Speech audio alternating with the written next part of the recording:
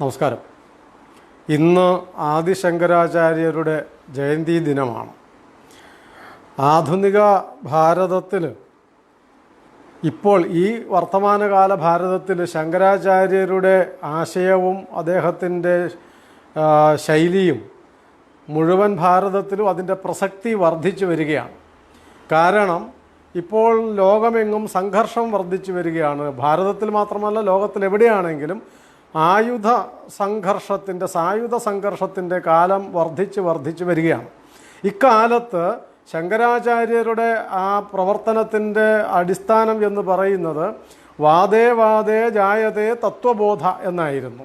വാദിക്കുക എന്നുള്ളതായിരുന്നു. അവനവൻ്റെ തത്വത്തെ കൂടുതൽ ബോധ്യപ്പെടുത്തുവാൻ, അല്ലെ എൻ്റെ ആശയത്തെ വ്യക്തമാക്കുവാൻ ആശയസംവാദത്തിൻ്റെ ദർശനമാണ്, സംസ്കാരമാണ് ശങ്കരാചാര്യർ പ്രചരിപ്പിച്ചതും ലോകം മുഴുവൻ അത് ഒരു കാലത്ത് സ്വീകരിച്ചത്, ഇപ്പോഴും സ്വീകരിച്ചു കൊണ്ടിരിക്കുന്നതും.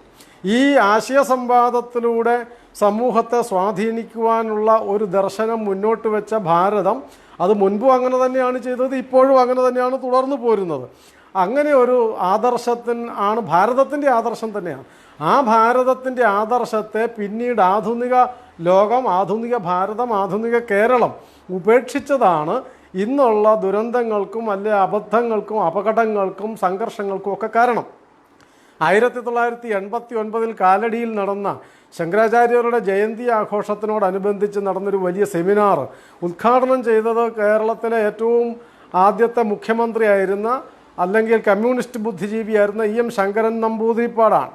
നമ്പൂതിരിപ്പാട് ആ സെമിനാർ ഉദ്ഘാടനം ചെയ്തുകൊണ്ട് പറഞ്ഞത് ഭാരതത്തിൻ്റെ തകർച്ചയ്ക്ക് കാരണം ആദിശങ്കരാചാര്യരാണെന്നാണ്. എത്ര വിവരം കെട്ടതും അർത്ഥശൂന്യവുമായ ഒരു വാദമാണ്. ഭാരതം ഇന്ന് നിലനിൽക്കുന്നത് ശങ്കരാചാര്യർ കാരണമാണ്, ഭാരതത്തിൻ്റെ തകർച്ചയ്ക്ക് കാരണമല്ല. പക്ഷേ EMS പറഞ്ഞതിന് മറ്റൊരർത്ഥമുണ്ട്. അദ്ദേഹം അത് വിശദീകരിച്ചത് അദ്വൈതത്തിൻ്റെ പ്രചാരം വന്നപ്പോൾ, അദ്വൈത സിദ്ധാന്തത്തിന് മേൽക്കൈ കിട്ടിയപ്പോൾ ഭൗതികവാദത്തിന് നിലനിൽപ്പില്ലാതെയായി എന്നുള്ളതാണ് കാര്യം. അത് സത്യമാണ്. കമ്മ്യൂണിസ്റ്റ് പാർട്ടിയുടെ EMS വിശ്വസിച്ചിരുന്ന, മാർക്സ് അവതരിപ്പിച്ച ഈ ഭൗതികവാദ സിദ്ധാന്തം ഭാരതത്തിൻ്റെ അദ്വൈത സിദ്ധാന്തത്തിൻ്റെ മുമ്പിൽ ഒന്നുമല്ലാണ്ടായി. ലോകം മുഴുവൻ ഭൗതികവാദം തകർന്നുപോയി അദ്വൈതത്തിൻ്റെ പ്രചാരം കൊണ്ട് എന്നാണ് EMS അത് പറഞ്ഞത്. ഈ ഭൗതികവാദ തകർച്ചയുടെ ഒരു ഭയത്തിൽ നിന്നാണ് EMS പറഞ്ഞത് ശങ്കരാചാര്യരാണ് ഭാരതത്തെ നശിപ്പിച്ചത് എന്ന്. ആ ശങ്കരാചാര്യർ പ്രചരിപ്പിച്ച അദ്വൈത സിദ്ധാന്തത്തിൽ നിന്നാണ് ജനാധിപത്യം പോലും ഉണ്ടാകുന്നത്. പ്രാചീന ജനാധിപത്യമാണെങ്കിലും ആധുനിക ജനാധിപത്യമാണെങ്കിലും ജനാധിപത്യത്തിൻ്റെ കണ്ടന്റ് എന്ന് പറയുന്നത് അദ്വൈതത്തിൽ നിന്നുണ്ടാവുന്നതാണ്. അദ്വൈതത്തിൻ്റെ ആദർശം എന്താണ്? ആശയം എന്താണ്? സത്യം ഒന്നേ ഉള്ളൂ, പക്ഷേ അറിവുള്ളവർ വ്യത്യസ്ത രീതിയിൽ അതിനെ കാണുന്നു എന്ന് മാത്രം. പലതായി കാണുന്നത് കൊണ്ട് പലതല്ല, വൈരുദ്ധ്യമില്ല. പരസ്പരം വ്യത്യസ്തമെന്ന് തോന്നുമെങ്കിലും പരസ്പര വിരുദ്ധമല്ല. എല്ലാം ഒന്നിൻ്റെ തന്നെ പ്രഭാവങ്ങളാണ്, എല്ലാം ഒന്നു തന്നെയാണ് എന്നുള്ളതാണല്ലോ അദ്വൈതം. ആ അദ്വൈതത്തിൽ നിന്നാണ് എല്ലാം ഒന്നാണെങ്കിലും സത്യം ഒന്നാണെങ്കിലും പലതായി അതിനെ ആൾക്കാർ പറയുന്നു, വ്യാഖ്യാനിക്കുന്നു. അതുകൊണ്ട് അതെല്ലാം സത്യം തന്നെയാണ്. അപ്പം ഈ പലതായി കാണുന്നതിനെ, വ്യത്യസ്തമായി കാണുന്നതിനെ സത്യമെന്ന് സ്വീകരിക്കാൻ കഴിയുന്നിടത്താണല്ലോ ജനാധിപത്യത്തിൻ്റെ മൂലം. ജനാധിപത്യം നിലനിൽക്കണമെങ്കിൽ ഞാൻ പറയുന്നതിനോട് മാത്രമല്ല നിങ്ങൾ പറയുന്നതിനും സത്യമുണ്ടാവും എന്ന് അംഗീകരിക്കുമ്പോഴാണ്. ആ ജനാധിപത്യത്തിൻ്റെ ആദർശം അദ്വൈതത്തിൽ നിന്ന് ഉൽപ്പന്നമായതാണ്. അതുകൊണ്ടാണ് അദ്വൈതം ലോകത്തിന് സ്വീകാര്യമായി മാറിയത്. ഈ ആശയം പ്രചരിപ്പിക്കുകയാണ് ശങ്കരാചാര്യർ, അടിച്ചേൽപ്പിക്കുകയല്ല. ശ്രീകൃഷ്ണൻ ചെയ്തത്, ബുദ്ധൻ ചെയ്തത്, ശങ്കരാചാര്യർ ചെയ്തത്, സ്വാമി വിവേകാനന്ദൻ ചെയ്തത്, ശ്രീനാരായണ ഗുരുദേവൻ ചെയ്തത്, ഇവരെല്ലാം ചെയ്തത് ആശയപ്രചരണമാണ്, ആശയം കൊണ്ടാണ്.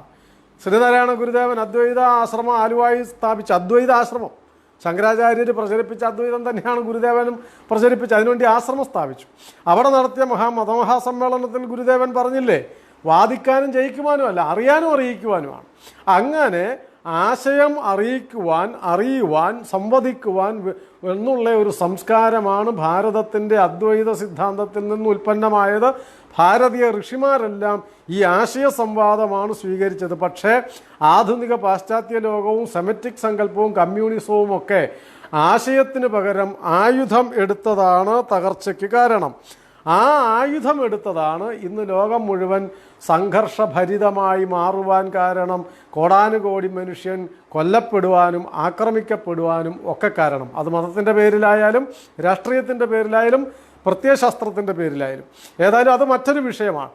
ഈ ശങ്കരാചാര്യരാണ് ഭാരതത്തിൻ്റെ അധപ്പതനത്തിന് കാരണമെന്ന് ആ അഭിനവ ശങ്കരൻ, വ്യാജശങ്കരൻ പറഞ്ഞുവെങ്കിൽ അതല്ല വാസ്തവം. ഭാരതം ഇന്ന് നിലനിൽക്കുന്നെങ്കിൽ അത് ശങ്കരാചാര്യർ കാരണമാണ്.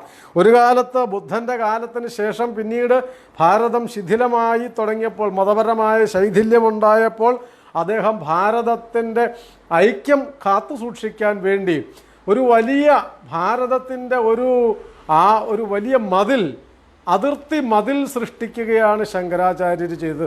പ്രതിരോധത്തിൻ്റെ മതിൽ, ആക്രമണങ്ങളെ പ്രതിരോധിക്കാൻ കഴിയുന്ന, തകർക്കലുകളെ അതിജീവിക്കാൻ കഴിയുന്ന ഒരു വൻമതിൽ, ഭാരതത്തിൻ്റെ സുരക്ഷയ്ക്ക് വേണ്ട വൻമതിൽ സ്ഥാപിച്ചയാളാണ് ശങ്കരാചാര്യർ. ഏതാണ് ആ വൻമതിൽ? 4 ദിക്കിലും 4 മഠങ്ങൾ, ചതുർമഠങ്ങളെന്ന് നാം കേട്ടിട്ടുണ്ടല്ലോ. ആ 4 മഠങ്ങൾ ഭാരതത്തിൻ്റെ 4 ദിക്കിലും സ്ഥാപിക്കുകയും ആ 4 മഠങ്ങളിലും ഓരോ വേദത്തിൻ്റെ കേന്ദ്രമാക്കി മാറ്റുകയും ചെയ്തു.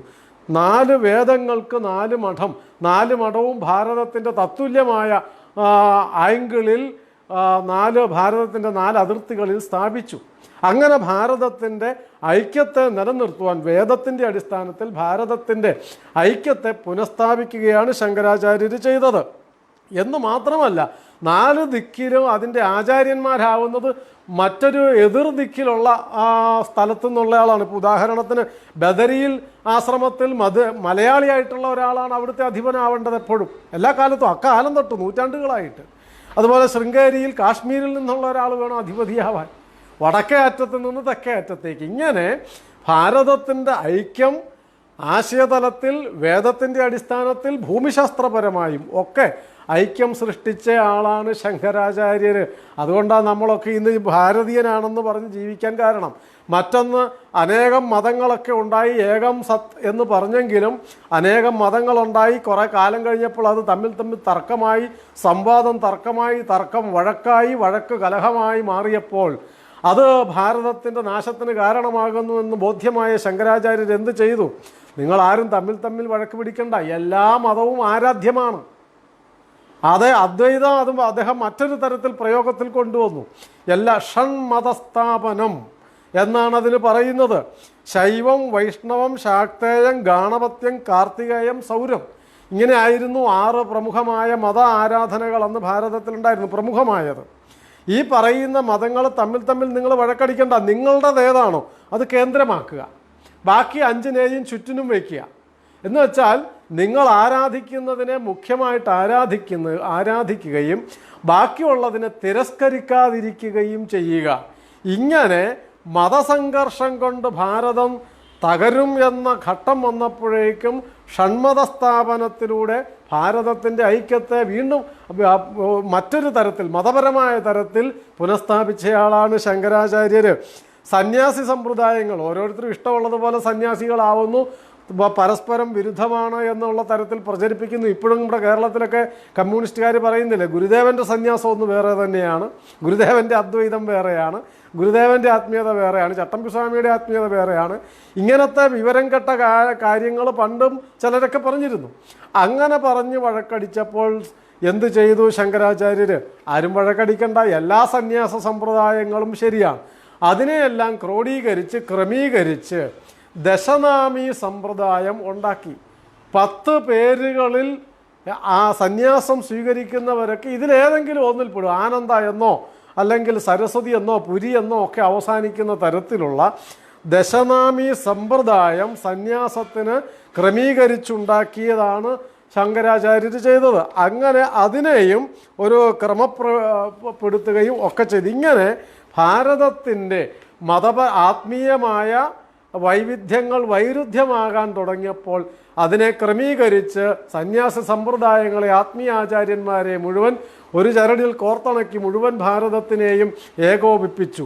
മതപരമായ സംഘർഷമുണ്ടായി ശൈഥില്യമുണ്ടാകുമെന്ന് ബോധ്യമായപ്പോൾ അത്തരമൊരു സാഹചര്യം ഉടലെടുത്ത് വന്നപ്പോഴേക്കും ആ മതകലഹങ്ങളെ മുഴുവൻ ഇല്ലാണ്ടാക്കി അതിനെ മുഴുവൻ ക്രമീകരിച്ച് ഷൺമതം സ്ഥാപിച്ച് ഭാരതത്തിലെ എല്ലാ മതങ്ങളും ചെറുതും വലുതുമായ മതങ്ങളും സമ്പ്രദായങ്ങളും മുഴുവൻ ശരിയാണ്, അതിനെ മുഴുവൻ ക്രമീകരിച്ച് പരസ്പര പൂരകമാക്കി മാറ്റി ശങ്കരാചാര്യർ. അതുപോലെ തന്നെ ഭൂമിശാസ്ത്രപരമായി തകർന്നു പോകാതിരിക്കുവാൻ ഭാരതത്തിൻ്റെ 4 അതിർത്തികളിൽ 4 മഠങ്ങൾ സ്ഥാപിച്ച് ഭാരതത്തിൻ്റെ അടിസ്ഥാന ദർശനമായ വേദങ്ങളെ അതിൻ്റെ മുഴുവൻ കേന്ദ്രങ്ങളാക്കി മാറ്റി വേദത്തിൻ്റെ അടിസ്ഥാനത്തിലുള്ള നവഭാരത സൃഷ്ടിയാണ് അന്ന് നവഭാരതം സൃഷ്ടിച്ചയാളാണ് ശങ്കരാചാര്യർ. ആ ശങ്കരാചാര്യർ കാരണമാണ് നമ്മൾ ഇന്നും ജീവിച്ചിരിക്കുവാൻ കാരണം. എന്നിട്ട് പക്ഷേ ഇന്നും EMSനും അതിൻ്റെ പിൻഗാമികളും പാർട്ടിക്കാരും ഒക്കെ പറയുന്നത് ശങ്കരാചാര്യരാണ് ഭാരതത്തെ തകർത്തതെന്ന്. അത് അവരുടെ പരാജയത്തിൽ നിന്ന് ഉള്ള നിലവിളിയായിരുന്നു. EMS കാലടിയിൽ 1989 നടത്തിയതൊരു വലിയ നിലവിളിയുടെ ശബ്ദമാണ്. ഏതാണ് ആ നിലവിളി? അദ്വൈതത്തിൻ്റെ ആത്മീയതയുടെ പ്രഭാപൂരത്തിൽ ഭൗതികവാദത്തിൻ്റെ ഈയാമ്പാറ്റകളൊക്കെ വെന്ത് വെണ്ണീറാവുന്നത് കണ്ട് അതിൽ നിന്നുണ്ടായ ഒരു ആർത്തനാദമായിരുന്നു EM ശങ്കരൻ നമ്പൂതിരിപ്പാടിൻ്റേത്. ആ നിലവിളി ഒടുങ്ങിയിരിക്കുന്നു. ഏതാണ്ട് ഇപ്പോൾ ചില ഏങ്ങലടികൾ മാത്രമേ, ചില മരണത്തോടടുക്കുമ്പോൾ ഉണ്ടാവുന്ന ചില ചെറിയ ശബ്ദങ്ങൾ മാത്രമേ ഇപ്പോൾ കേൾക്കാനുള്ളൂ. ശങ്കരാചാര്യർ പ്രചരിപ്പിച്ച ഈ അദ്വൈതം തന്നെ ശ്രീനാരായണ ഗുരുദേവൻ പറഞ്ഞു, ശങ്കരൻ്റെ മതം തന്നെയാണ് നമ്മുടെയും മതം. അതുകൊണ്ടാണ് ഗുരുദേവൻ അദ്വൈതാശ്രമങ്ങൾ സ്ഥാപിച്ചത്. അദ്വൈതാശ്രമമാണ് ഗുരുദേവൻ സ്ഥാപിച്ചത്. ഈ അദ്വൈതം തന്നെയാണ് ലോകത്തിന് വഴികാട്ടി. ജനാധിപത്യത്തിൻ്റെ മൂലം വേര് അദ്വൈതത്തിലാണ്. അതുകൊണ്ട് ലോകം നിലനിൽക്കണമെങ്കിൽ, സംഘർഷരഹിതമായ ലോകം നിലനിൽക്കണമെങ്കിൽ, സംഘർഷരഹിതമായ ഭാരതം നിലനിൽക്കണമെങ്കിൽ അദ്വൈതത്തിനെ നമ്മുടെ മുഖ്യധാരയിലേക്ക് കൊണ്ടുവരികയും ശങ്കരാചാര്യരുടെ ദർശനത്തെ, ഗുരുദേവൻ്റെ ദർശനത്തെ ഇന്നത്തെ കാലത്തിനനുസരിച്ച് സ്വീകരിക്കുകയും ചെയ്യുക എന്നുള്ളത് മാത്രമാണ്. ആ ശങ്കരാചാര്യർ എന്ന മഹാഗുരുവിൻ്റെ മുമ്പിൽ നമ്മളെല്ലാവരും, നിലനിൽക്കാൻ ആഗ്രഹിക്കുന്ന അഭിമാനമുള്ള എല്ലാവരും മനസ്സാ സാഷ്ടാംഗം നമസ്കരിക്കണം എന്ന് പ്രാർത്ഥിച്ചുകൊണ്ട് ആ മഹാഗുരുവിൻ്റെ മുമ്പിൽ അഞ്ജലിബദ്ധനായിക്കൊണ്ട് നിർത്തുന്നു. നമസ്കാരം.